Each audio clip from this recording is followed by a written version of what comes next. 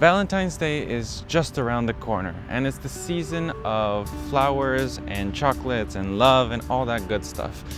But it's also a great time to look under the hood at what love actually is.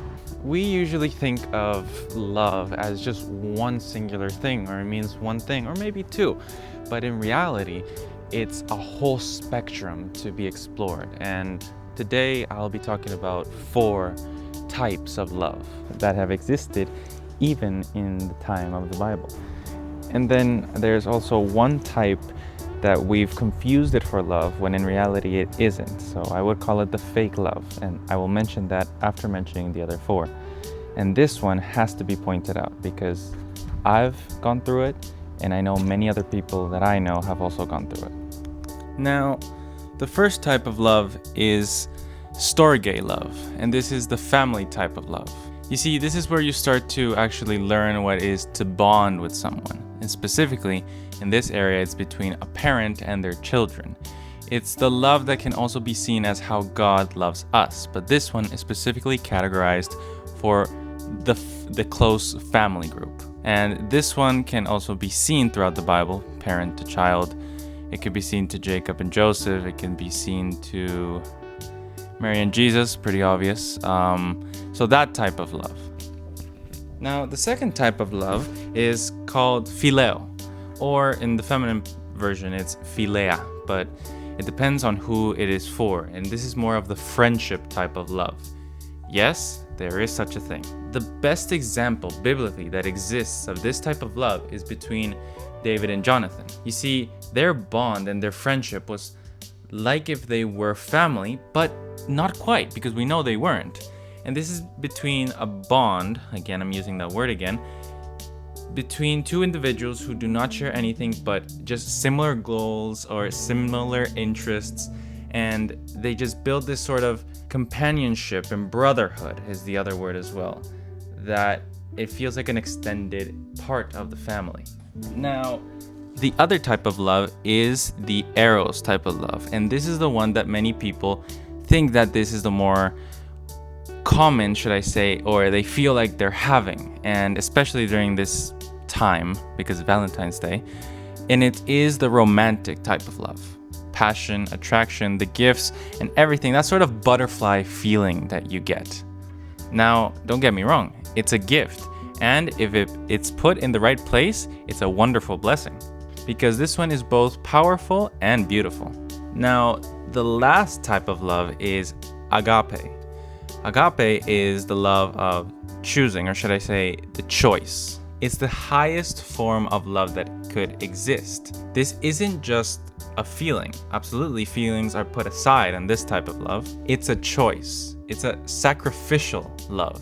This is how God loves us. And it's not about how you feel.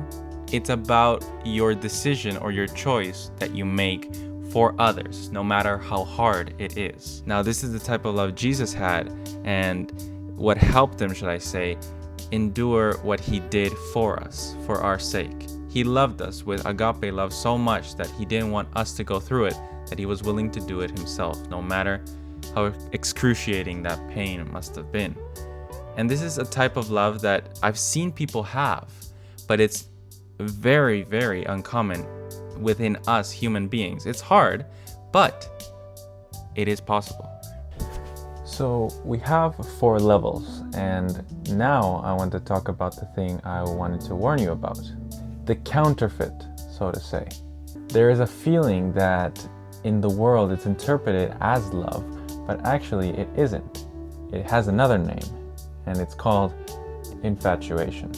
And the Bible gives us a clear remark on what true love is. It's in the book of 1 Corinthians chapter 13, verse 5, where it says that real love is not self-seeking. Infatuation, on the other hand, is the opposite of that.